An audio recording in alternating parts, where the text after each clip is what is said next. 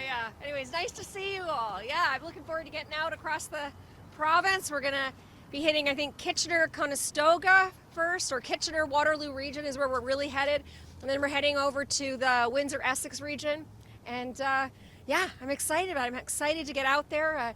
Yesterday, Doug Ford, he quit as Premier of Ontario. And I'm running to be the Premier of this province and to elect a government that's on the side of Ontarians. And I can't wait to get out there and hear from them and talk with them about the opportunity we have to elect something better. Yeah, nice to see you all. All right, I've got a couple questions. Yeah, sure, yeah. What are you going to do to protect the EV supply chain? Wow, well, I mean, one of the things I'm going to be doing when I'm out talking to folks out there across this province in the next little while, and particularly today out in the southwestern region, is talk about how we actually are going to protect that industry. I have concerns. I have concerns that Doug Ford has made some very bad deals for the province of Ontario.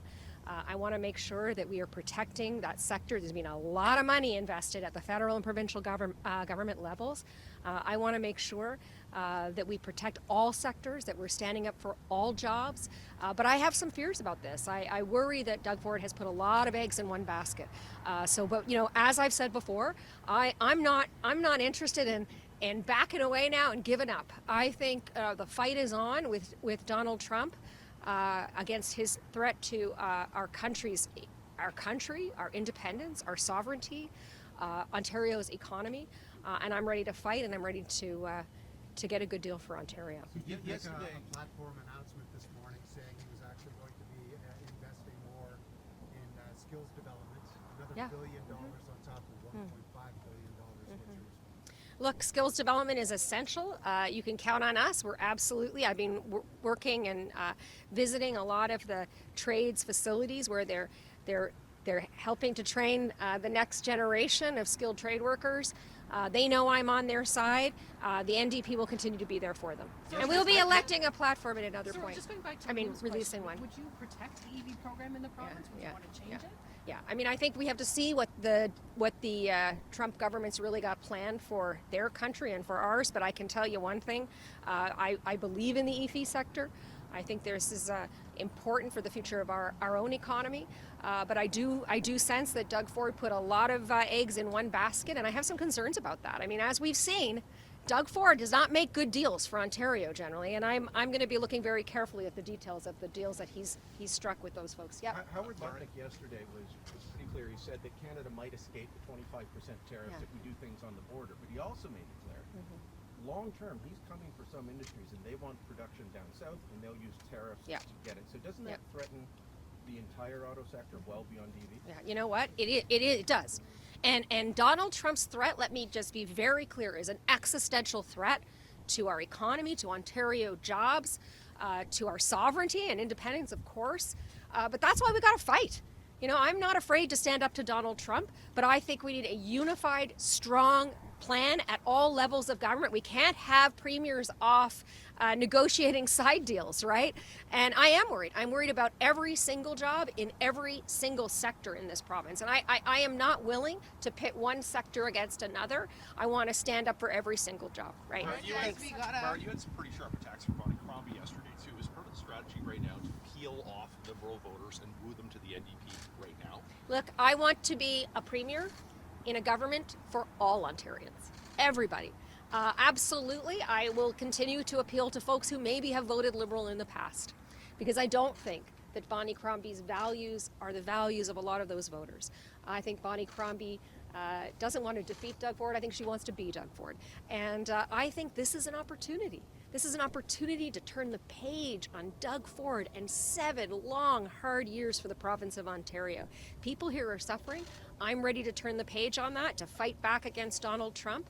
And I am ready to lead a government that is in it for everyone, right? That's going to put partisanship aside and fight for the best deal for Ontarians and for every single job. Are you worried that strategy might result in more vote splitting, though, helping the PCs in the end?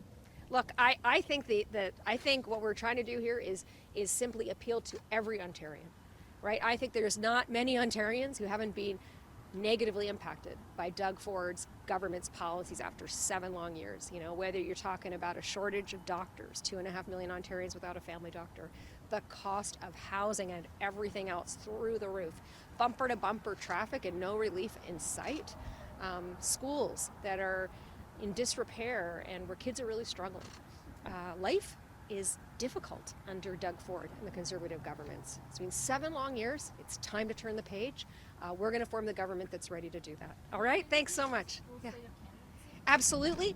I don't know the latest tally because it's been increasing every day, but we're really excited. And we're not just excited about the number of people, of course, in the snap election that are putting their names in, but I'm really excited about the caliber of our candidates.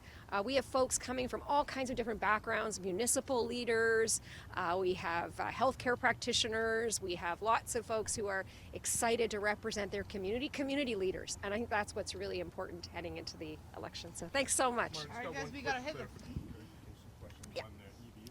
You said you want to kind of look at the deals that Ford signed with Stellantis and Yeah. Volkswagen, but you also said you'll support. I believe in the EV. You know what? I think first of all we need to see what's actually coming down the pipe, right? Look, we don't know what Donald Trump is going to do, and we need to be prepared for anything. I've been talking to. Yeah, that's true.